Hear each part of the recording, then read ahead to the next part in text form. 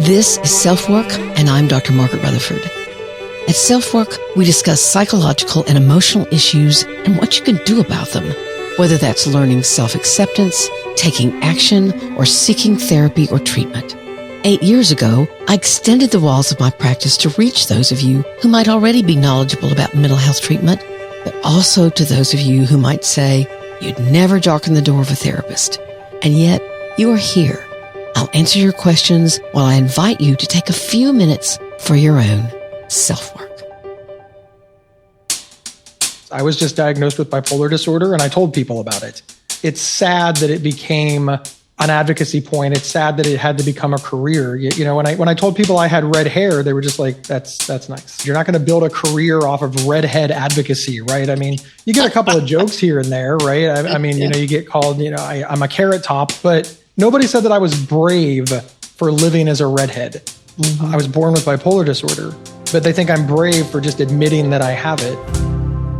Welcome to this week's edition of SelfWork. Today we're going to be talking about bipolar disorder, and we have a very, very special guest, Gabe Howard, who's an award-winning podcast host, author, and actually very sought-after speaker. Back in 2003, he was diagnosed with bipolar and anxiety disorders after he was in a psychiatric hospital. And he's used his very personal knowledge as well as being very, very educated about bipolar disorder in general to spread accurate descriptions and accurate information about what it's like to have and to cope with bipolar disorder. He hosts the weekly Inside Mental Health podcast for Healthline Media and is the author of Mental Illness is an Asshole and Other Observations. He's written in all kinds of publications, including the Stanford Online Medical Journal, and he's been a guest forever. I've known Gabe for years. He's at home in Columbus, Ohio with his wife and says a miniature schnauzer dog that he never wanted, but now can't imagine life without. I bet he wrote that himself. The governor of Ohio called him an everyday hero, and he's been the recipient of Mental Health America's Norman Guitry Award. So he's a special guy, and he's got great information. Let's first talk about bipolar disorder in general. You've got bipolar 1 disorder, bipolar 2 disorder, and cyclothymic disorder, which basically is a list from most severe to least severe in disorders that involve mood swings, sometimes terrific mood swings like manic symptoms such as you believe you're God, or you're spending a lot of money that you don't have, or you have very irrational, grandiose beliefs, to depression where you go to bed and can't get out, where you can even have some sort of suicidal ideation. If you have 4 or more of these episodes in a year, it's what's called rapid cycling. Then bipolar 2 disorder is a pattern also of depressive episodes and hypomanic episodes, but they're not as severe as what are called manic episodes, or really, really excessively agitated times, where you have rapid speech, where you have rapid thinking. Either one of these disorders can be very difficult to deal with. But then there's cyclothymic disorder, where you also have these sort of recurring hypomanic and depressive symptoms, but they're not intense enough or don't last long enough to qualify as actually hypomanic and depressive. So you're called cyclothymic. They estimate almost 3% of U.S. adults had bipolar disorder in the past year, and about evenly divided between males and females.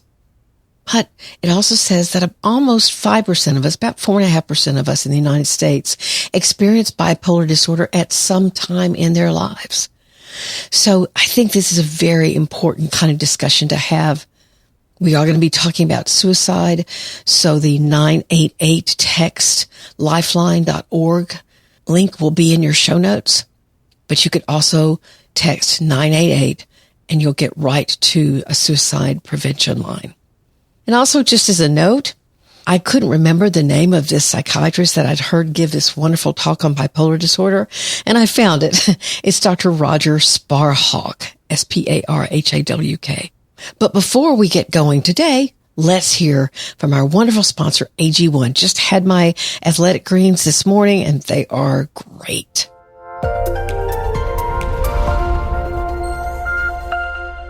It's important to me that the supplements I take are of the highest quality. And that's why, for years, I've been drinking AG1.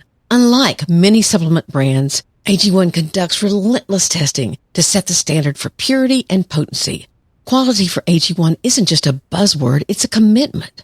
And at each step of the process, AG1 goes above and beyond industry standards. I know I can trust what's in every scoop of AG1 because they obsess over product quality, the standards of their manufacturing, and sustainable practices.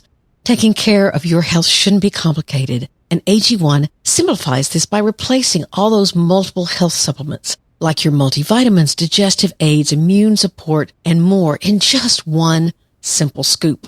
AG1's ingredients are heavily researched for their quality, and I love that every scoop also includes prebiotics, probiotics, and digestive enzymes for gut support. I've partnered with AG1 for so long because they make such a high-quality product that I drink every day. So if you want to replace your multivitamin and more, start with AG1. Try it and get a free 1-year supply of vitamin D3 plus K2 and 5 free AG1 travel packs with your first subscription at drinkag1.com/selfwork. Again, that's drinkag1.com/selfwork. Check it out. You'll be glad you did.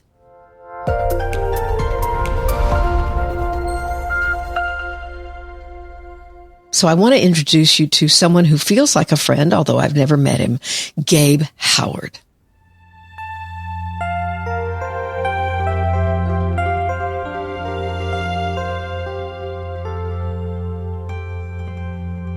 We meet again, Gabe Howard. I'm so glad to have you on SelfWork. You have had me on your podcast when I wrote Perfectly Hidden Depression, and you were so kind to do that. But now I get to have you.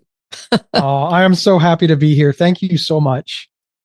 You know, you have long been someone I've admired because it's been my experience and my belief that the more people model talking about their own struggles with mental health, that then more people will do the same and will follow suit. And you were one of the first people I ever heard talk about having bipolar disorder. And I just admire the heck out of that.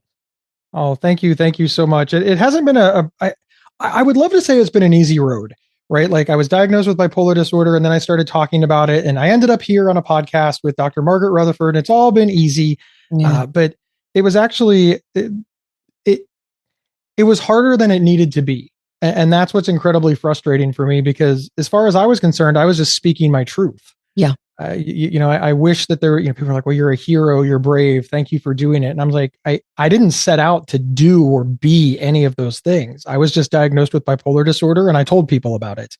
Right. And it's sad that it became an advocacy point. It's sad that it had to become a career. When I told people I had red hair, they were just like, that's nice.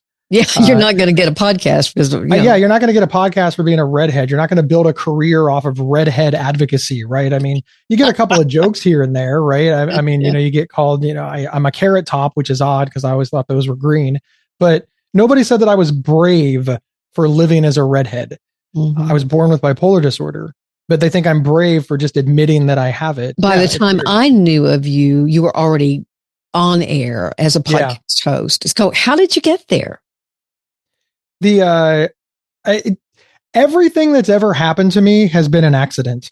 I swear every now and again, my dad will be like, well, he got there by running his mouth. And I always want to correct him, but he's kind of right.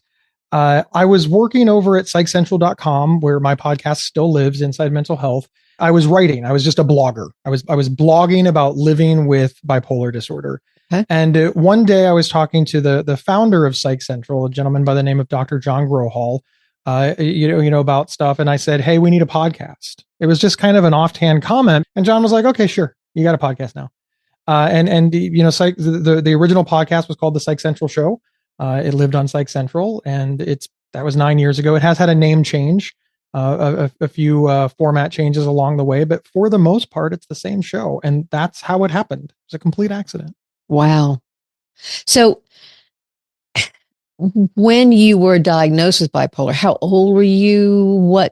How did how did it come to be that, or come to pass that you thought, well, wait a minute, this isn't just some ups and downs I'm having. This is something that has more, it's more akin to mental illness than it is, being moody. Yeah, if you would have asked me, I was committed to a psychiatric hospital because of suicidality and untreated bipolar. And if you would have asked me an hour before I was committed if I had any mental illness or if there was anything wrong with me whatsoever, I would have said absolutely not. I'm perfectly fine. Okay. If you would have said, Gabe, do you think about suicide all the time? I would have said yes. And if you would have asked me if that was a problem, I would have said no. See, here's the thing: when you're born that way, right? When you're born with your brain working that way, right? It's normal to you. So I did think about suicide all the time. I had delusions. I had, mania, and I had depression, and I had, some days I felt like I was God and some days I felt like I was garbage. But I believed very strongly that was just the human condition. That was just my personality. Yeah. And this was driven really by the fact that one, my brain always worked that way. So it's all I knew, right? So therefore it's normal. Mm-hmm. And two, because anytime I would be symptomatic, my parents would punish me because they saw it as behavioral issues, right? They didn't realize that it was, bipolar mania that made me stay up all night. And it was depression that made me not want to go to school. From their vantage point, he stayed up all night and went out with his friends for 3 days, and now he won't get out of bed. Mania and depression was not on their radar. So there was no one in the family prior to you? Nope. I'm special. Oh, there you go. I'm special. Yeah, but not special in the cool way. I'm special in the uncool way. But yeah, it was just me. So did you fight? They didn't know. Did you fight the diagnosis? Like, this is just the way I am. It's not an illness. No, but I was 26 years old when I was diagnosed. So I'd had a lot of problems. Okay. A lot of problems along the way. I'd hurt a lot of people, and I myself was not happy. And there was, I was very, very suicidal. I was actively trying to take my own life. I had a plan. It was not a good scene. And they're like, this is not normal. And they started to explain to me why it's not normal to want to die. And then they tried to, they started explaining, getting me stable in the hospital.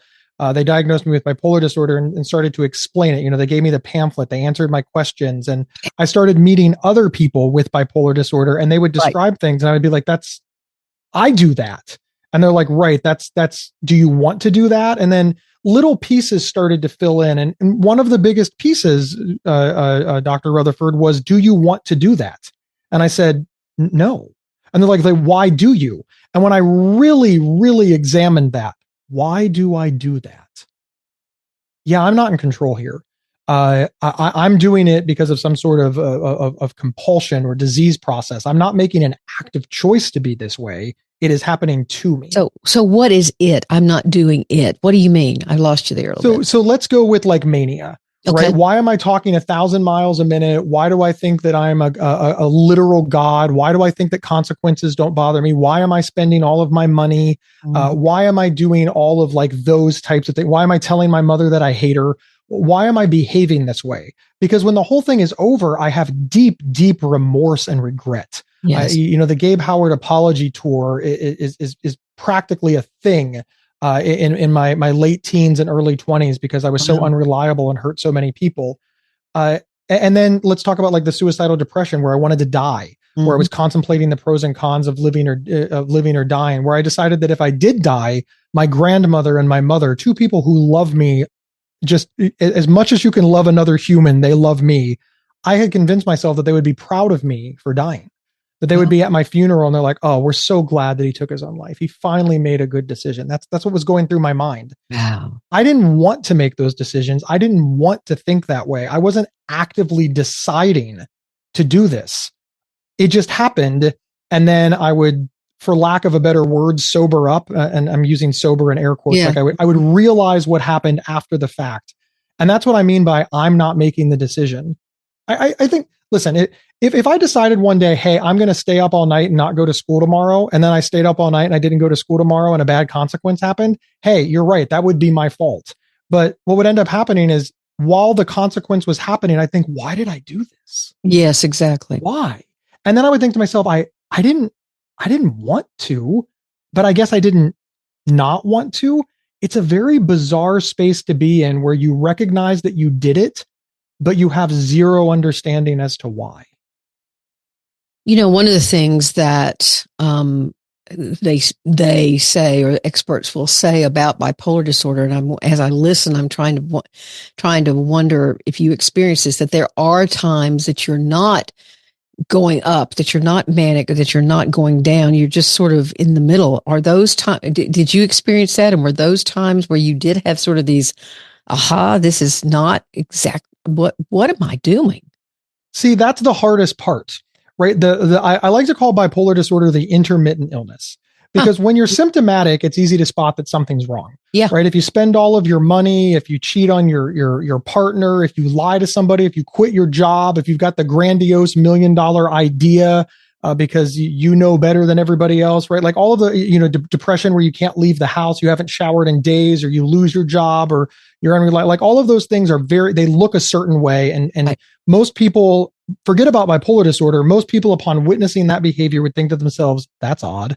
Right. Mm-hmm. Something's going on there. Mm-hmm. Now let's talk about, like you said, scrolling to the middle. See, when you scroll to the middle, it is when you regret the things, the symptoms, and you're like, why did I do that? Right. Like I talked about before. But the second part of that is now you know that you can be quote unquote good. Right. Mm-hmm. So now whenever I'm symptomatic, I think to myself, why am I behaving this way? I know that I can be normal, stereotypical, average. Also, not for nothing, when you're in the middle, when you're grounded, centered, normal, typical, whatever words you want to use, that's when you get the job. That's when you meet the girl. That's when you save the money. That's when you rent the apartment. That's when you make the connections. All the things that you lose when you're symptomatic. And finally, not to put too fine of a point on this, but usually the middle would be attributed to something. And in my early years, the middle was always attributed to parental intervention.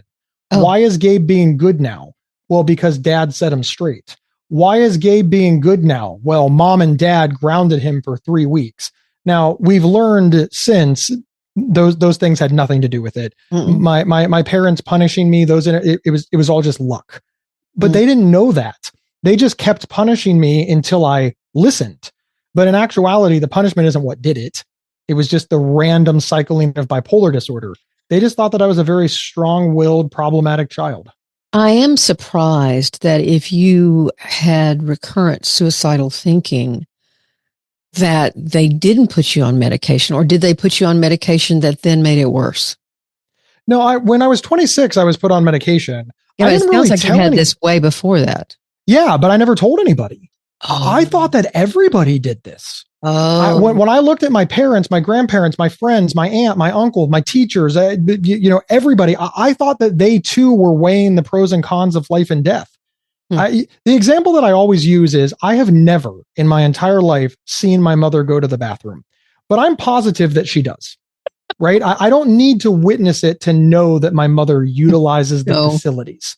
So even though I had never heard any of these people speak about their own suicidality or their own mortality, I just assumed they were doing it. I just thought it was one of those things that you didn't discuss, much like going to the bathroom, right? Yeah. You just don't walk out into public and start announcing your bathroom behavior. So I thought you just don't announce, you don't discuss your suicidality. But make no mistake, what's the book say? Everybody poops.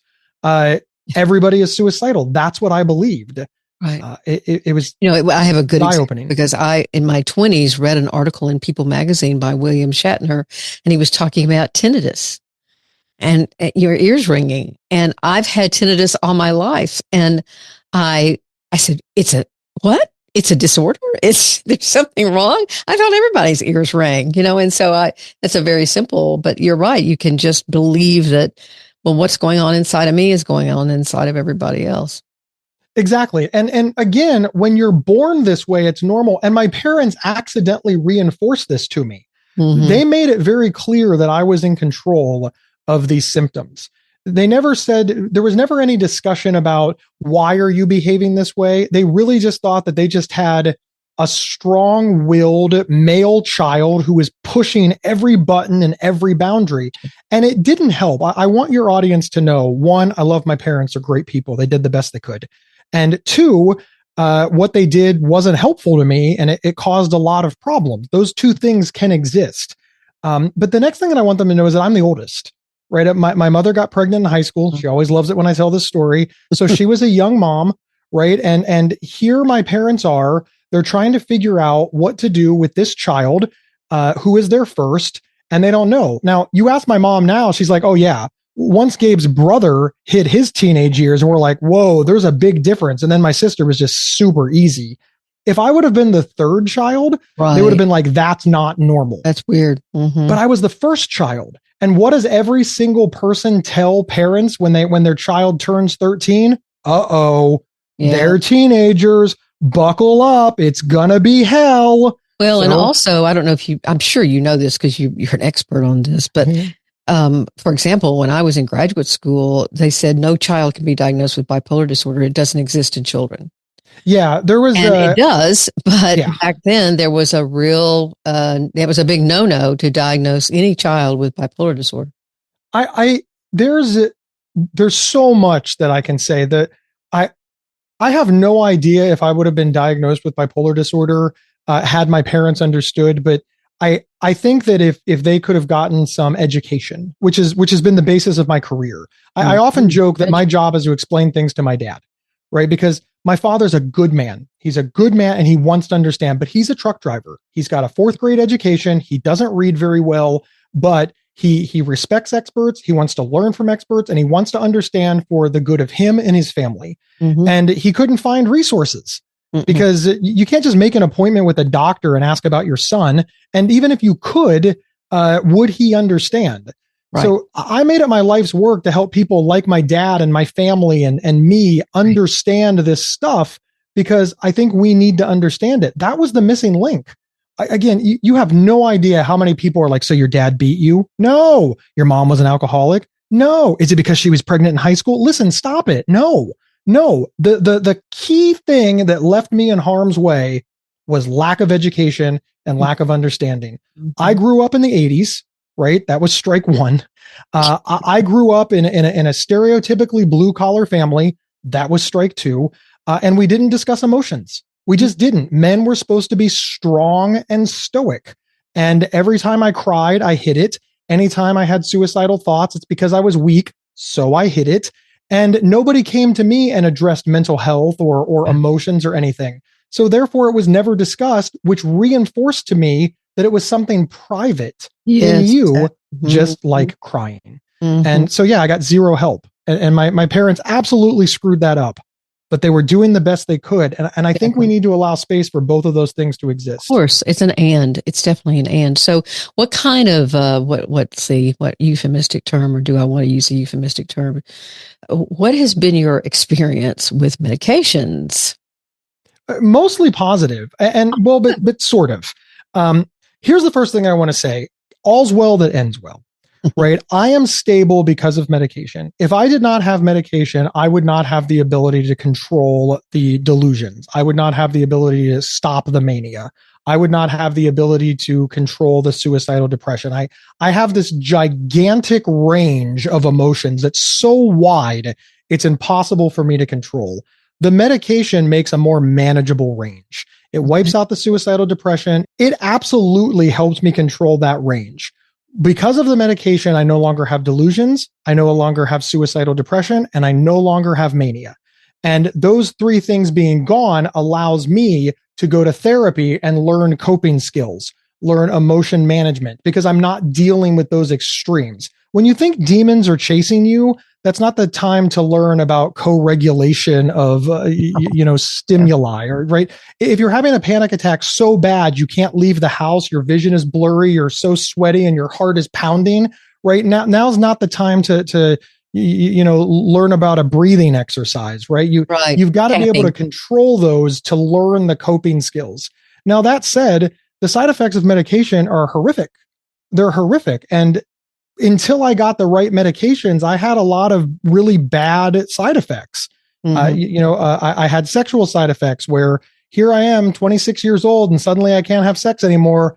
That's not a good feeling. No. I had weight gain. That's not a great feeling. I had lethargy where I would take these pills and I'd sleep 20 hours a day. That's no good. Even to this day, I have dry mouth and a slight tremor.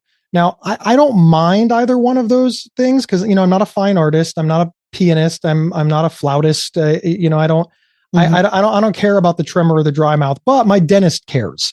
because now I'm getting cavities because I'm 50 years old and I've had chronic dry mouth my whole life. And my teeth are like, we really like some of that phlegm in there to keep your teeth healthy. And I'm like, I can't believe this thing has bit me in the ass. So what would you say? And I won't mention the name of the author, but I've had her on.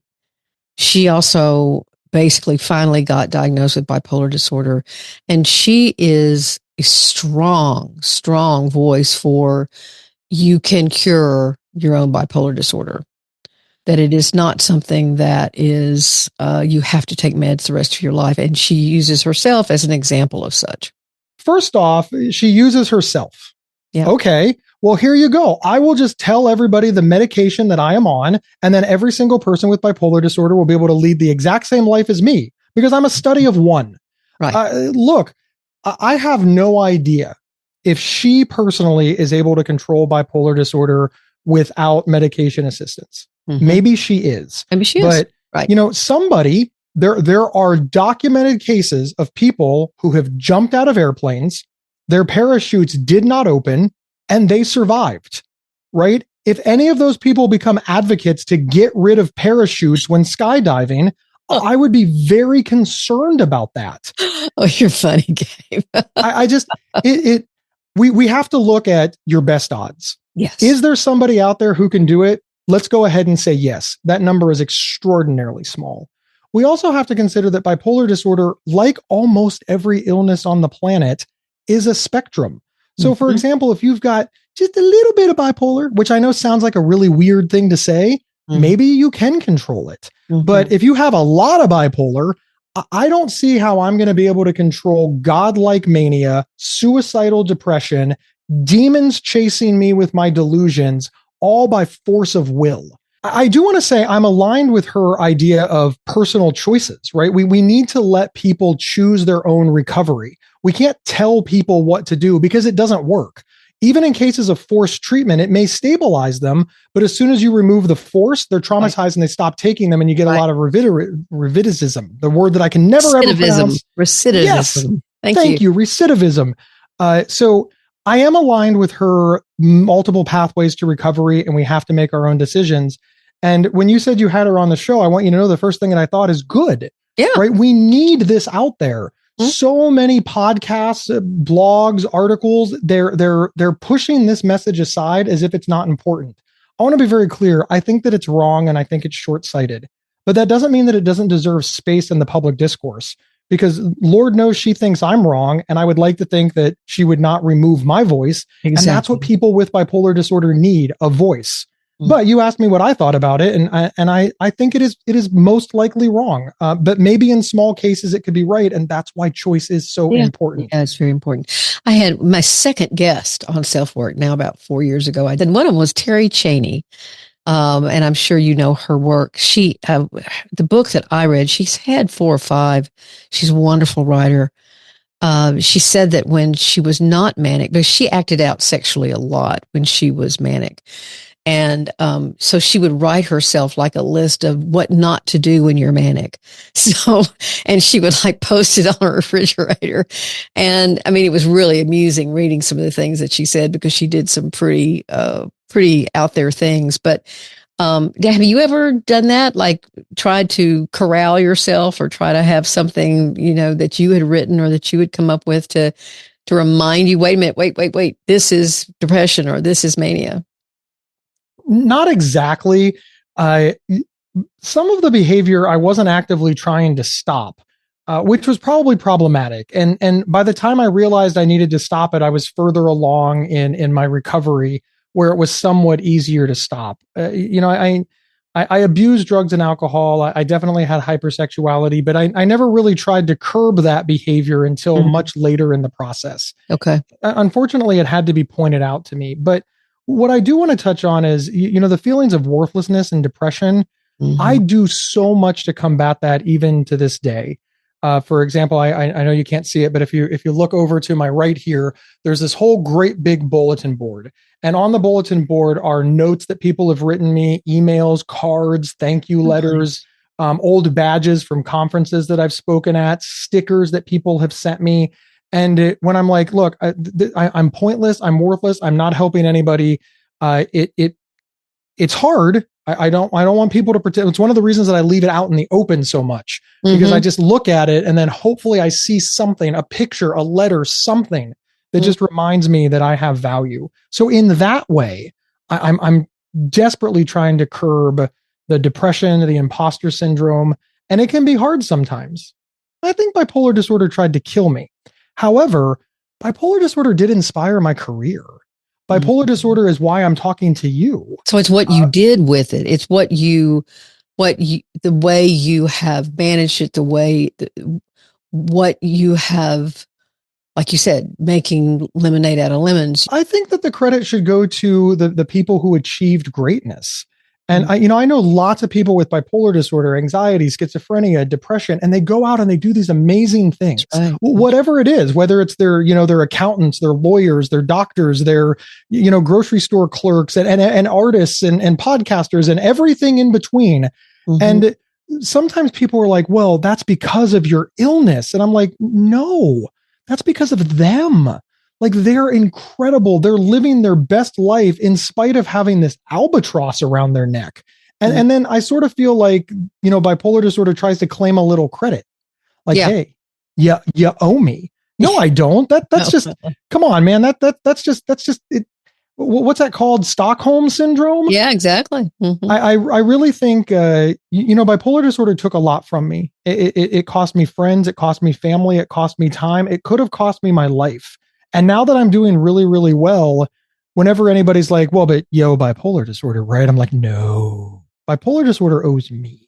Yeah. Now, again, that's my framing. I would never take that away from anybody else. Some people feel very strongly that bipolar disorder is a superpower for them.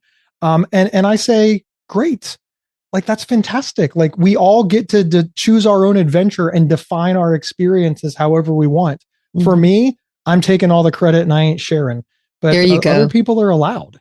Exactly. Yeah, I really like that framework, because it is about, again, there's that uniqueness. If it helps you to think of it in a certain way, then that's fine. But if it doesn't, and if you, like you said, bipolar nearly killed you. I remember recently hearing Roger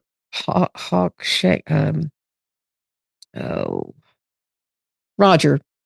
His first name is Roger. And he writes a lot about bipolar disorder. And he says that actually with adequate treatment, bipolar disorder, the cycles themselves get further and further apart with adequate treatment. And when you don't get treatment, they get further and they get worse, and they get further and further together. They happen more frequently. So have you experienced that? Yeah, once I got stable, I was really able to remove the extremes. It took 4 years from the time that I was diagnosed with bipolar disorder to what I call recovery. Yeah, it took about 4 years. Now, what I refer to as recovery is I spend more of my life living my life than I do managing bipolar disorder. Okay. So I don't want anybody to hear that I was, completely sick for 4 years. I just, in that 4-year time frame, I had, relapses, and I had issues, and the medication would stop working, or I had other problems. So I was constantly like fighting it. And then one day I realized that things were just kind of on an even keel. And then I was able to build my life off of that foundation. So that's why I've pegged the number at about 4 years from diagnosis to recovery.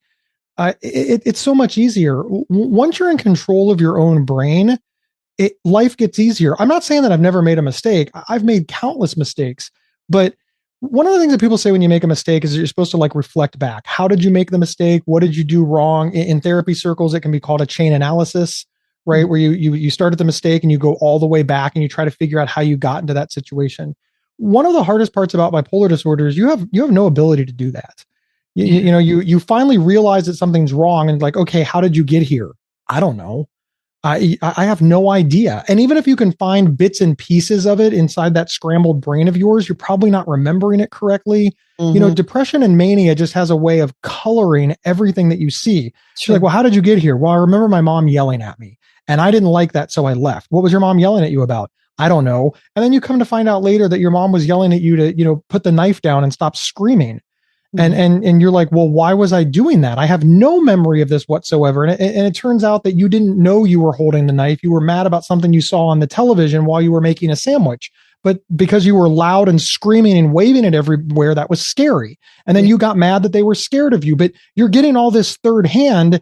And now, okay, so what's the lesson? Don't make a sandwich and watch television? Right. What are you supposed to do with this nightmare of a story? So is there anything else that you can think of, Gabe, that you would want to make sure that someone who is wondering, gosh, could I have bipolar disorder? What they could, should, might, would be a good idea if they did? Yeah, I think if you're wondering if you have bipolar disorder, you should absolutely make an appointment with a psychologist or a psychiatrist and get it checked out. For some reason in mental health, people don't think that they can go get a checkup or get it checked out unless they're positive they have it. Could you imagine if we had this in physical health? I'm not feeling well. What's wrong? I don't know. Well, you're going to go ask a doctor what's wrong? No, until I figure out what's wrong, I'm staying home. Right. Whenever we have a physical health problem, we go to the doctor and the doctor tells us what's wrong. Whenever we have a mental health problem, we think that we have to diagnose ourselves before we can go get help. Look, the suspicion is enough. Maybe you're right. Maybe you're wrong. Who cares? This is what experts are for. And honestly, you need to keep an open mind.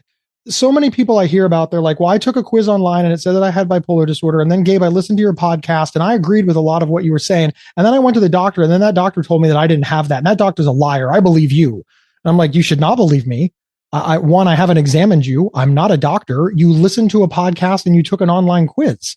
Right. The doctor is a medical expert who has examined you. Also, why are you angry you don't have bipolar disorder? Like, that's a great day. Like, this is the greatest day in the world. You know, the person didn't tell you that you were fine. They diagnosed you with something else. They observed something else. They're practicing an abundance of caution, right? They're not just immediately agreeing with you when you walk in the door.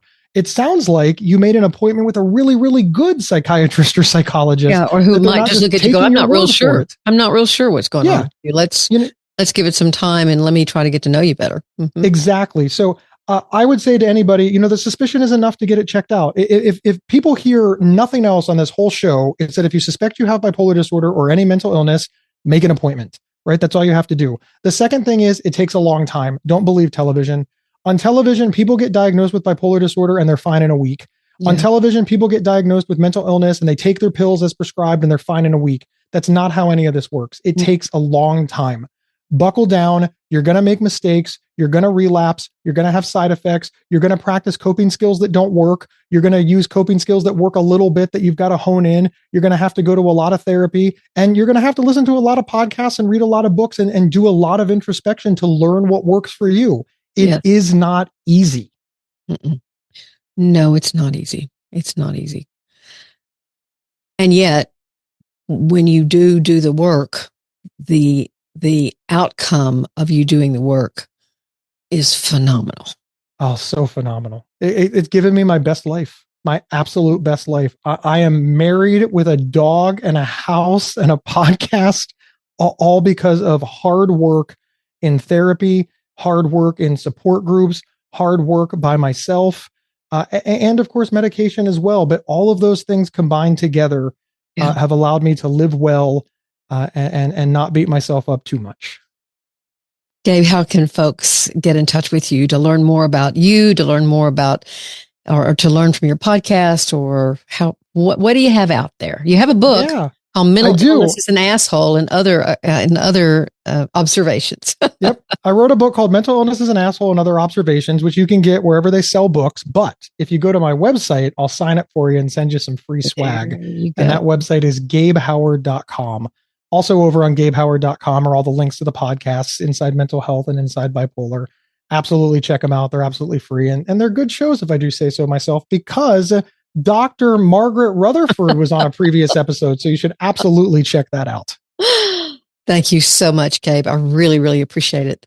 You're very, very welcome. Thank you for having me. You betcha.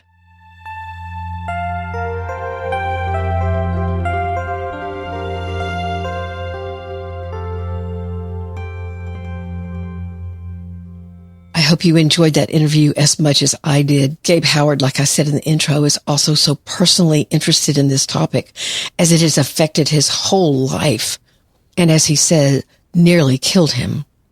But he's trying to give out really great and accurate mental health information in his own podcast. He and I share this passion. It was great to catch up with him again. If you want to support SelfWork, there's some great Zazzle merchandise out there, and I'll have the link. We have a mug, a t-shirt, a sweatshirt. We got all kinds of things with SelfWork on them, so you can let people know, hey, I'm doing my self-work. How about you? I also want to state that it's incredible to me, but as I record this, my TEDx talk is up to almost 675,000 views and almost 500 comments. Check it out. It's called How to Recognize Perfectly Hidden Depression and is about the need for transparency in our culture. Thank you as always for being here. Please take care of yourself, your family, and your community. I'm Dr. Margaret, and this has been SelfWork.